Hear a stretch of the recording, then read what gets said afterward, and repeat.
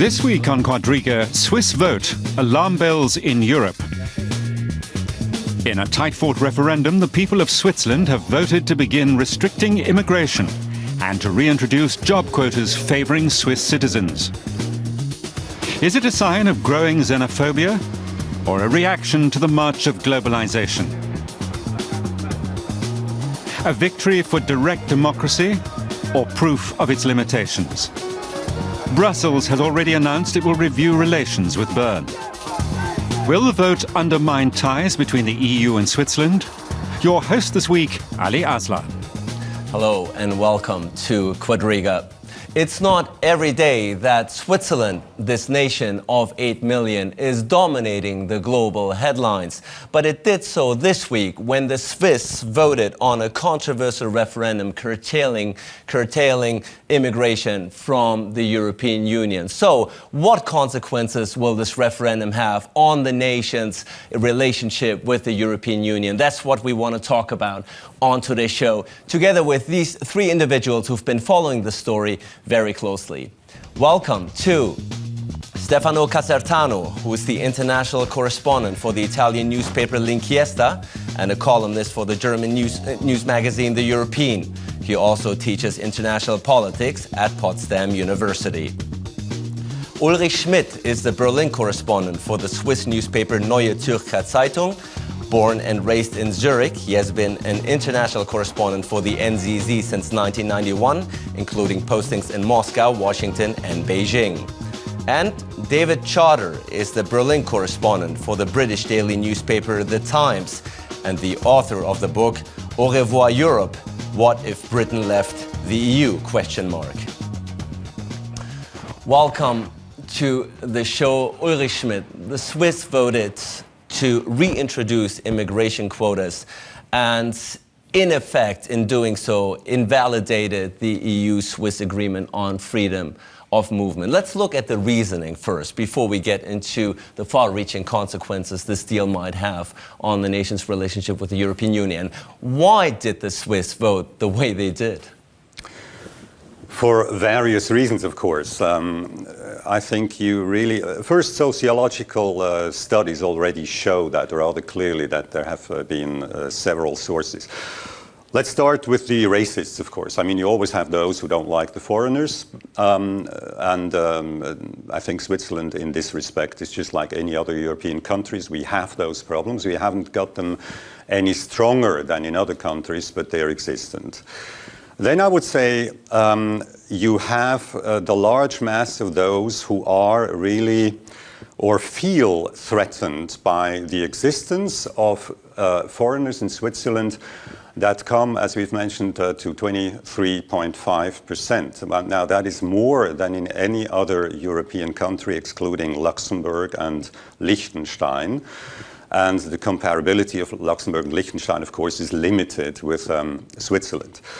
I myself, when I come to Switzerland, when I come to Zurich, my hometown, sometimes have a little bit of a problem realizing that what has changed. I mean, it's immense, the change. Sometimes you don't hear Swiss German for quite a while in the public transport system or so. Undeniably, the Swiss economic boom has had a lot, affected the Swiss countryside. Perhaps we can talk about this later. So this is another point. I mean, a lot of people just feel somehow alienated in their own country, and without being racist whatsoever, they have decided that, okay, now we should limit the flow into Switzerland a little bit. And we will see whether this sentiment is restricted only to Switzerland or perhaps is not symptomatic for the European Union as a whole, David Charter. But let's look at the numbers of this vote, which was led by the initiative by the Swiss People's Party. Only 50.3% voted in favor and 49.7% voted against this motion. That means only a 30,000 votes difference between the yes and no votes. But of course, according to Swiss law, it's binding now, because the majority, whether it's by 3 votes or 30,000 votes, doesn't really matter. Did it surprise you that the Swiss voted to defy their own government and their own business community, both of whom have pleaded not to vote for this motion? I think perhaps you shouldn't find it that surprising, because it's a similar majority, a very small majority, to the amount that rejected joining the European economic area when the Swiss were offered the chance to join the single market. And let's be honest, it's the single market that has the freedoms of movement that have over the years that it's been in force in Switzerland since 2002 have led to these problems and the controversies in Switzerland. And you emphasise that it's a small majority. I think it was less than 20,000 people, the actual majority. But of course, the volume of votes that passed the measure was, of course, over 1 million. And there is a substantial feeling in Switzerland, as there is in many European countries, that the wholesale freedom of movement without restriction should have some limits, if possible. And the limits will now be in effect in Switzerland. Stefano Casertano.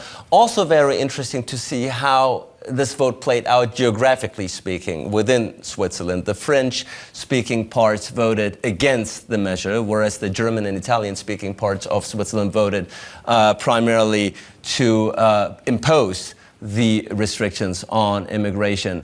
Now, you're from Italy, and you know the Swiss border with Italy very well. Did it surprise you that particularly the Italian-speaking part voted in favor of this motion? Yes and no. I mean, it's not any Italian community, so to say. They're not Italians. They speak Italian, they look Italian sometimes, but they perceive themselves as a different cultural cluster from Italy. And somehow, I must say, these people anyhow have the sensibility to perceive that something is going on in Italy. They're perceiving the increase in immigration from bordering countries. So I think that culturally speaking, socially speaking, sociologically speaking, this is an understandable reaction, sadly. It is an understandable reaction, says Stefano Casertano. Also look at the fact, since you are from Zurich, your hometown, as you said, all the big cities in Switzerland that have large portions of foreigners, Basel, Geneva, Zurich, they all voted against the motion to impose this restriction on immigration, whereas the more rural areas where lesser foreigners live voted in favor. That seems to be a rather contradictory notion. It's essentially interesting, I think, to see that the areas where most, in the Swiss-German part of Switzerland, the big thing, of course, was the Germans. Because we've had, in the last 10, 15 years, we have this enormous influx of Germans. Sometimes monthly, about 3,000 people came to Switzerland. And now the Germans make up the second largest group within Switzerland. The biggest are the Italians, and still roughly about 300,000, 290,000, I think. And then come the Germans. And the Swiss Germans, of course, with their very, very difficult relationship to the Germans, into which I will not go now, there, a lot of this xenophobia manifested itself. But interesting enough, yeah, in the big cities, in the big agglomerations where most of the Germans lived, you had an anti-vote against the mass immigration initiative, which shows, to a certain extent, of course, that the Swiss are not xenophobic. The xenophobia lied, as again, everywhere in Europe. There where there are no foreigners. They are against the foreigners there where no foreigners are, where the knowledge, the everyday knowledge of getting, going into a gear together hasn't been there. Yeah. And David Charter, the initial impulse is to reject and criticize the decision by the Swiss people, at least if you look at the global headlines. But let's look at the numbers, and perhaps we'll understand a bit more. In 2013, 80,000 immigrants came to Switzerland. As has already been mentioned, 23% of Switzerland's population is foreign. In Germany, for instance, comparatively speaking, it's only approximately 9%. And the population in Switzerland has hiked from 7 to 8 million in a time span of only a decade. Are these fears and concerns that Switzerland is perhaps losing its identity, if you will, aren't they perhaps legitimate? Of course there's some legitimacy in it. National sovereignty is one of the big forces at work here in this issue, as it is in many countries. Let's just be a little bit careful about saying that 23% of the Swiss are foreigners, because you know that the Swiss are very reluctant to give out their passports. So in other countries where foreigners have arrived, they are able to be naturalised and to get the passport of that country much more easily than they are in Switzerland. So the apparent number of citizens of those other countries is lower than it is in Switzerland. We have to say that. Having said that, Switzerland has always really based its whole national identity on being somewhat a little different to everyone else around it. And that is a very strong identity. So it's hardly surprising that in a modern world where there's so many more interconnections between people, and people expect, with the Schengen Agreement, for example, to drive from one end of Europe to the other without having to produce a passport, that there is some reaction against this. So I think, again, I do think it's an understandable vote, and you have to look at it from the perspective of a country that has decided not to join the European Union. They have decided not to take part fully in the single market or the four freedoms. There is a hierarchy among these freedoms. We don't have a freedom of movement of capital and financial services from Switzerland. They haven't been able to join that properly because of their own unique banking circumstances. And now they think, well, perhaps we can also modify the freedom of movement of people, as we have with capital, to suit ourselves. Surely that's what being outside of the European Union should allow us to do. And Stefano, there are some people who even fear now for the national unity of Switzerland, since they voted so strictly along ethnic and linguistic lines. They're saying, in essence, this reveals once more that Switzerland is not one country, but many countries sort of lumped together into one territory. Do you think these fears and concerns are justifiable and understandable? Please correct me if I'm mistaken, but I guess that Switzerland has always been like that. So it's part of the very essence of the national spirit, binding different nationalities, so to say. So I think it will just go on to be like that. And overall, I would say this is a transnational tendency. So if you take a look also at Italy, southern Italy, northern Italy, or even the competition between Rome and Milan, so people are trying to look to justify their identity, looking at what's happening in their city or even in the neighborhood. So if Romans now are starting to feel more Romans than Italians, at least in Switzerland, they limit it to 4 different nationalities, and that's good enough. I should perhaps add here that, you know, it's a little bit when you look at the yes-no distinction and you color one green and the other one red, then you have this very, very clear, oh my God, you know, there's a clear divide between Switzerland. Yeah, but when you look at the percentages, you will see that a few percentage points are between the areas. And as you say, totally correctly, I mean, it has always been, you can see that in practically every vote in Switzerland, that the Romans, as we call them, the Roman, the French-speaking, and also very much the Italian-speaking population, tends to vote a little bit differently on this or that issue. But in essence, you know, like, is the country falling apart? I mean, we do not have a problem like, for instance, Belgium. In Geneva, you have from time to time people that, you know, sort of look to France, and you hear from time to time, oh, how would it be if we were in France? And then they're starting to ask themselves the question, really, how would it be if we were in France? Well, terrible. We would be a little tiny country somewhere in the east of France. Now we're Geneva in Switzerland. So no, this is not going to come true. Well, I've lived in Brussels in Belgium, and you're right that the nationalist forces are much stronger at dividing Belgium, I beg your pardon. But when the Wallonian section of Belgium looks to France, they don't actually want to be subsumed and be a tiny little department of France that gets overlooked somewhere on the border. So you can well understand why the Swiss hang together, of course.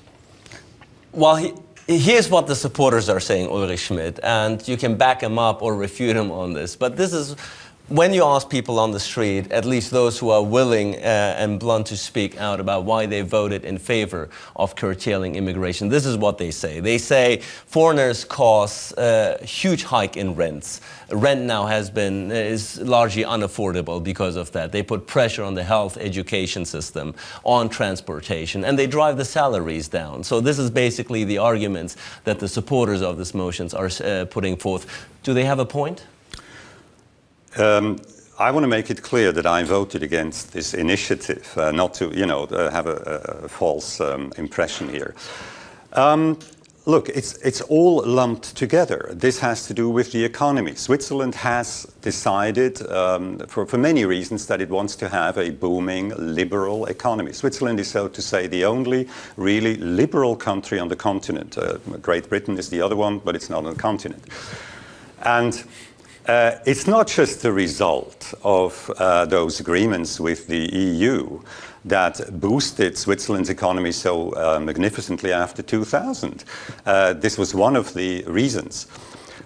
So the answer to that, no, it's not the foreigners that drive up the rents, etc. It's the economy, which again depends on the influx of many thousands of foreigners. We need them. Our economy that has grown,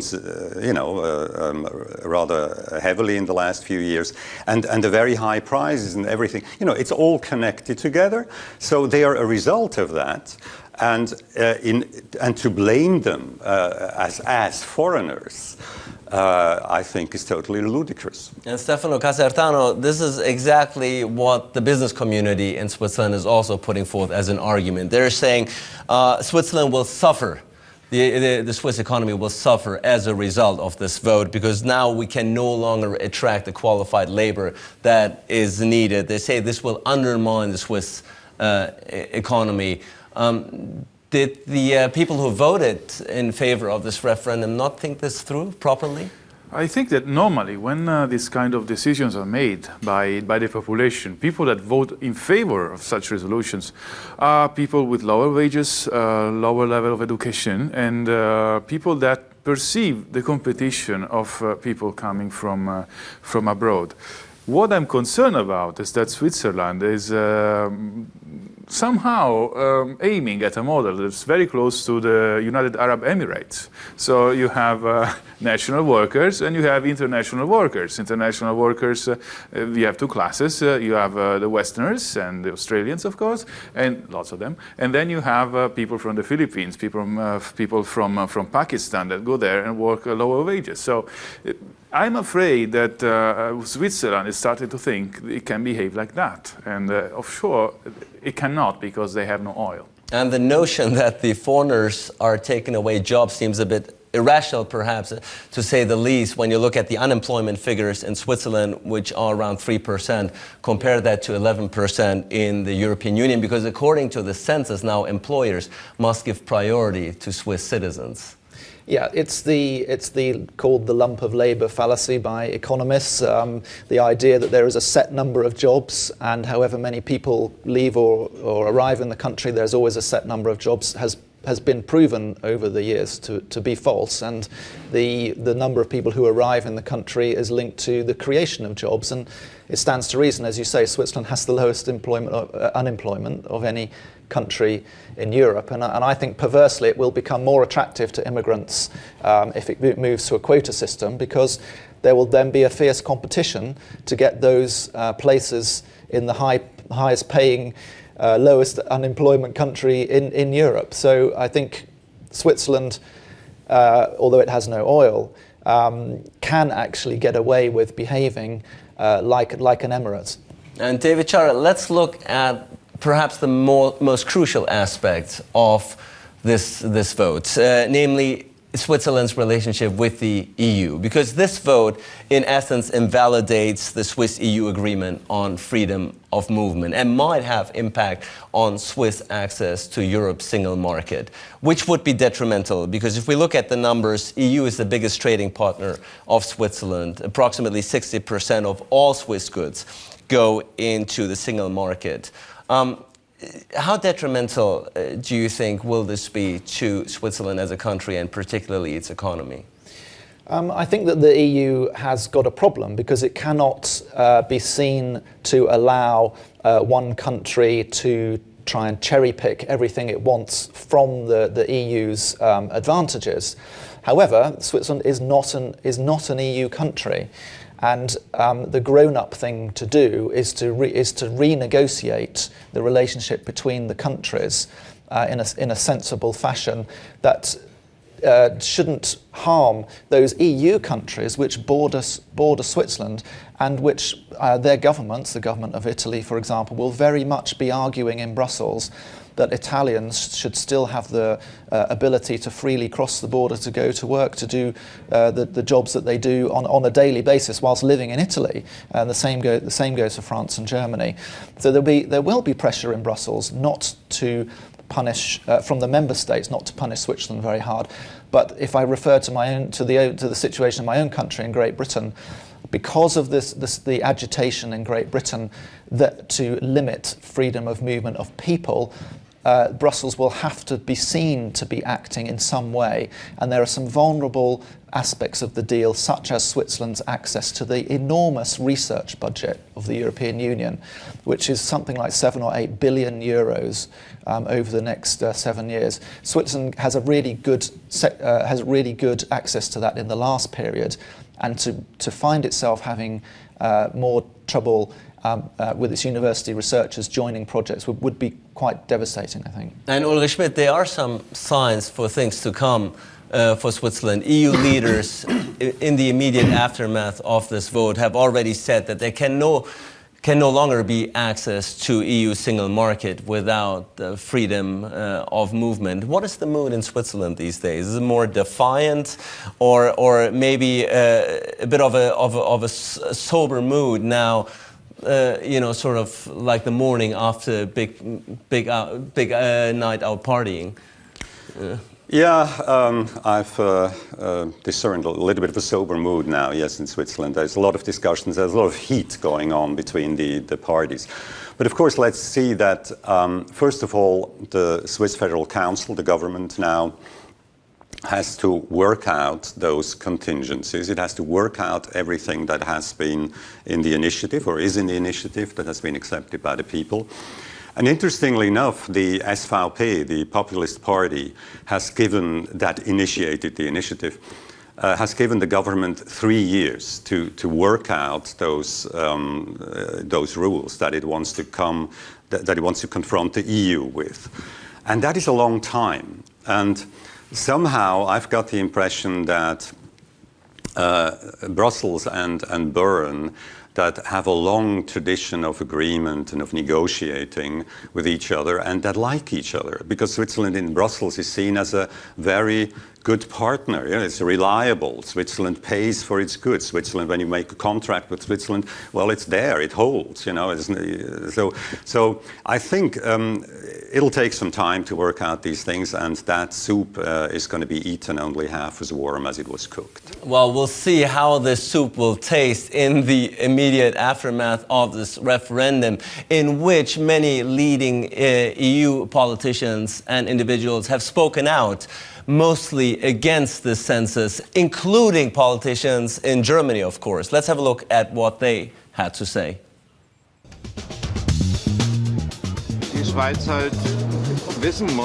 Switzerland must realize that cherry-picking with the EU is not a long-term strategy.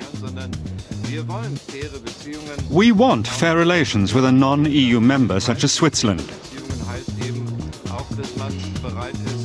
Fair relations mean that one has to be willing to accept the burdens or disadvantages, alongside the advantages.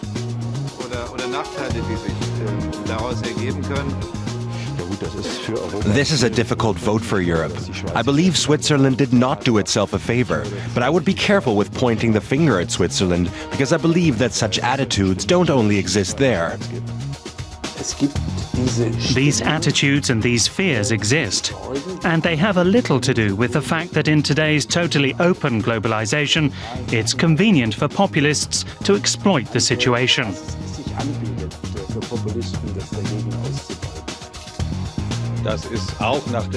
A large majority of the German population does not think immigration is a problem in Germany.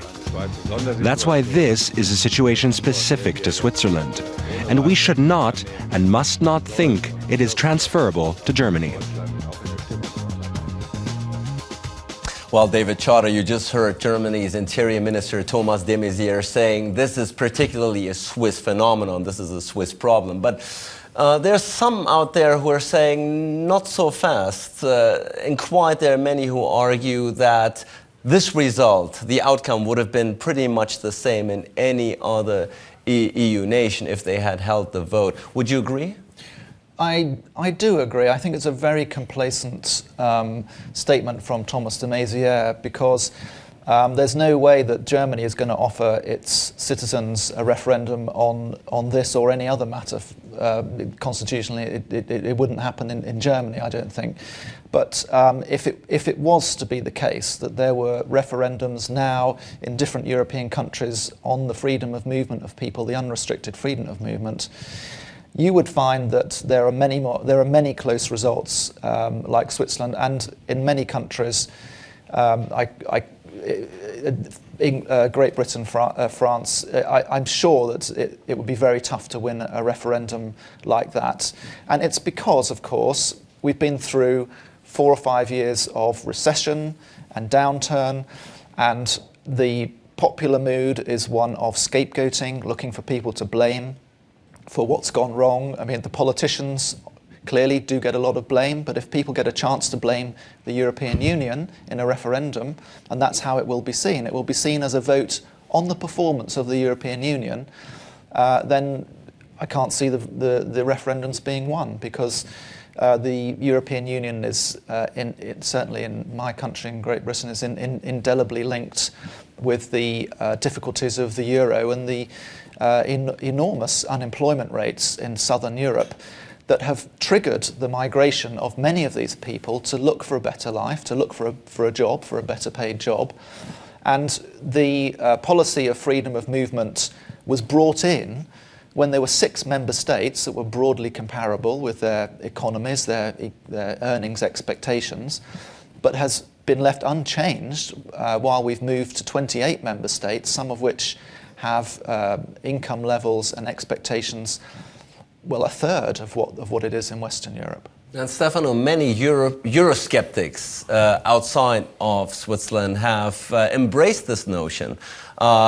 In particular in Germany, the so-called Alternative for Germany, of course the UKIP in Great Britain, Geert Wilders in Netherlands, Marine Le Pen in France. They've all been very quick to embrace this notion and have called for such a vote to take place in their own country as well. There's, justified or not, there seems to be a growing uneasiness with the notion of immigration in all European countries. Do politicians take this uneasiness serious enough? I think they must take it into account. If you see look at the situation in Germany, the interesting thing is that they're actually criticizing. There have been a stream of opinion last year criticizing the free circulation of capital, actually. Why? Because people were perceiving that capital flowing in from Southern Europe was making real estate prices soar. So that's why people were dissatisfied with that. Of course, the way in Switzerland you say you cannot have free movement of capital without free movement of people goes the opposite way for Germany. So I must say, yes, it's the vote of Switzerland. It's not just a Swiss matter. It's a vote against Europe. It's setting an example. And not by chance, the only country you didn't mention, Ali, was Italy. In Italy, Lega Nord, which is close to the NPD position, the National Democratic Party of Germany, far-right party in Germany, actually endorsed the Swiss decision. This is a big problem. If I might add something, if Switzerland and Europe have to break the agreement about the free circulation of capital, this will be, in a time of crisis, a big favor to Europe, because Italian companies are migrating to Switzerland, capitals are migrating to Switzerland because of tax advantages. If something like this happens, this flow is going to stop, and European countries will have free hand to increase taxes, and this is what's happened in the last years. So the Swiss should be afraid of what they wish for. This notion, David Charter, because you wrote a book about that, what if Britain left the EU? So certainly this anti-EU sentiment is widespread in Europe, but certainly in your country, in Great Britain. The politicians there must have followed this referendum very closely, haven't they? Very closely, and there's actually been a deafening silence from a lot of the leading politicians, because what it does do, and the reason why the UK Independence Party were overjoyed, is that it shows the power of a country that is not in the European Union to regain control, if you like, over its national borders, over who enters and leaves the country, which is the big selling point of the UK Independence Party. You have to leave not only the European Union, you have to leave the single market to be able to do that. You can't, as the Prime Minister David Cameron is suggesting, you cannot limit in the free movement of people effectively if you are a European Union member and remain a member of the European Union. It's pretty clear, it's been made very clear by many senior politicians in Brussels and other European countries that that's not acceptable. You can only do it by leaving, and the Switzerland case makes the point very clearly for the UK Independence Party, and I might add, in the run-up to the European elections, which are just round the corner. They're in May, and we're expecting the greatest return of populist and anti-European anti-EU candidates that we've ever seen. And this Swiss referendum might have indeed given a boost to anti-Europeans out there shortly before the election in May. Ulrich Schmid, the question now on everyone's mind is, how will Brussels react? And the notion out there is that if the EU is striking a compromise, would strike a compromise with Switzerland, this would set a bad example. So this would set a bad example because other European nations would follow suit, knowing that they have nothing to fear. What's your take? Yes, Brussels is in a very, very difficult position at the moment, because exactly what you say. I mean, there's no cherry picking. The bilateral agreements, of which freedom of movement, freedom of capital flow, services and finances, they come in one packet, and there's the so-called guillotine clause that has been signed that makes it very clear that one cannot be left without touching the others. So yeah, I mean, what do you want to do in such a situation? It's either or, it's a whole package, and Brussels probably has to show a certain force. On the other hand, as I said, it's very difficult. It wouldn't surprise me that in an ongoing process over the next 3 years, people that are accustomed to find compromises will actually also find compromises, because essentially you have to consider that no one in Brussels is interested in a weak Switzerland. Nobody really wants to bring Switzerland down to its knees. You're in an awkward position when you hear things like that we inspire the European right. Because again, as I said, in Switzerland, a very large part of that vote had absolutely nothing to do with xenophobia. It was, this is an aspect that we haven't talked about. Switzerland has only about 15 to 18,000 square kilometers that can be settled. All these 8 million, all these magnificent, I've recently traveled from Zurich to Geneva, through Bern, Lausanne, and it's immense. It's one big agglomeration. This enormous BNP that Switzerland produces, which is twice the one of France, for instance. This shows on the ground, and that is an aspect that in Europe rarely has been seen. That the Swiss are not so much concerned about the foreigners; they are concerned about their own land. We are finishing our land.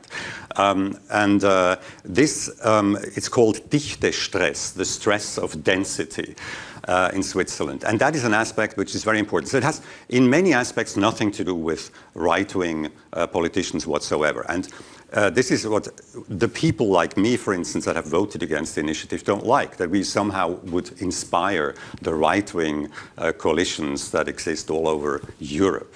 Well, Dichtestress or not, Stefano Casertano, how should Brussels react? What kind of decision should the EU put forth now in response to the Swiss referendum? I sincerely hope they're going to compromise because they might want it or not, desire or not, but Switzerland is at least geographically part of Europe. And I think I'm also aware of the fact that in the end, although the first reaction is populist, that's why the referendum won, I think that Switzerland will also now start a debate to understand if factually this is something that might work. We must not neglect the fact that, of course, these kind of referendums normally are promoted by some sort of minority party, and they manage always to attract a cluster of enraged people, and that's why I'm sure that if they did a referendum next week, then this resolution would be rejected. Wow, that's an interesting notion, David Charter, because many people out there, whether or not they like the results, they hail the Swiss nonetheless to have the courage to hold such referendums. But doesn't the result also show the dangers of such a system of direct democracy? It is a system that you shouldn't parachute into another country, I don't think. I mean, it's not coincidental that it's one of the main policies of the UK Independence Party to introduce a similar system of direct democracy. And we all know that there are many issues out there, more to do perhaps with human rights and that sort of thing, that will get drawn into direct democracy and become incredible distractions and could be incredibly destructive for society if you have to re-debate and renegotiate the death penalty or the right to abortion or something. I mean, these things could be quite big distractions from the politics of the day, which is, let's face it, is fixing the economy and making sure people have got jobs and a health service and schools. But coming back to what the EU should do, I mean, clearly from the British perspective, they don't want to encourage the British Eurosceptics or the British withdrawalists to say, hey, there's no problem with leaving, there's no problem with being Switzerland, it's beneficial, you can vote for what you want and you get it. So there has to be consequences for Switzerland. The problem for Brussels is that these consequences mustn't be consequences which harm other EU citizens and other EU member states, like the border states that need the free access and for their people and travel and transport. So quite a dilemma that Brussels finds itself in, and we're very curious to see how this all plays out. Ulrich Schmid, you are a global citizen. Of course, you're a Swiss citizen, but due to your work as an international correspondent, you worked in Beijing, Washington, and so on and so forth. How much does it hurt you to see now the global headlines about Switzerland being cast and labeled perhaps as a xenophobic country? Well, it's bearable. It has been around for quite a while now. I can remember the times when Switzerland was sort of the goody-goody of the world. I mean, you showed your Swiss passport and everybody, was happy. And these times are over. We have become the villains in many respects of Europe, and it's somehow fun because it's equally idiotic to say, look at the Swiss, my God, these awful people in Switzerland. We're all good, but the Swiss are really bad. It's an intellectually completely hysterical position, of course. No, we're just like any other people. But we do live in other circumstances, of course, and we do have direct democracy. And direct democracy is, of course, as you said, it's an instrument that we've had for a long, long time, and that in Switzerland is totally approved. Now, that is a very interesting point. That's the only thing in Switzerland where there is total agreement among all the parties from left to right. We like direct democracy. It has been It is considered and has been considered a good tool to solve the problems of Switzerland in the last, in the years since 1848. And to see Switzerland now, I don't think, by the way, that Switzerland is seen as a villain at all. Because that's the headlines. The politicians already have been very, very careful to condemn Switzerland too much.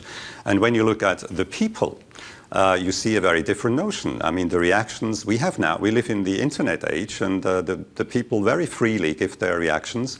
And I could see a lot of sympathy out there for Switzerland. So, no, it's not so bad. Not so bad. Stefano Casertano, quick assessment. You as an Italian, would you like to see such a system being implemented in your country? Would you like to see more direct democracy in Italy? We already have it, and we have quite a lot of that, I must say. The up-and-coming parties in Italy, and especially the Beppe Grillo five-star movement, is promoting this concept a lot. And it's bringing to an extremization of political position. Don't forget, it has always worked, but we have the internet nowadays, and internet extremizes opinion. So that's where the danger of direct democracy lies. David Chard, a quick assessment. How would such a vote play out in Britain if Great Britain would hold public referendum on immigration? Any referendum that's linked with the European Union, apart from the big question of in or out, would be lost. There's no doubt in my mind that the sentiment, all the Eurobarometer polls show it. The United Kingdom has the least feeling of being citizens of the European Union, of having confidence in the European Union. And any referendum you held that did not say, do you want to stay in or out, it would certainly be lost, I think. Well, we will of course see what consequences this motion will have on Switzerland's relationship with the European Union. But one thing is for sure, Switzerland will rely very much on its foreigners come summer, because that's when the Swiss football national team will compete in Brazil for the World Cup. And just a look at the national team will reveal that the predominant majority of the players have an ethnic migrant background. For that, I want to thank my guests for a very spirited discussion on this motion. Thank you out there for tuning in, and looking forward to seeing you again next week for a new discussion on Quadriga.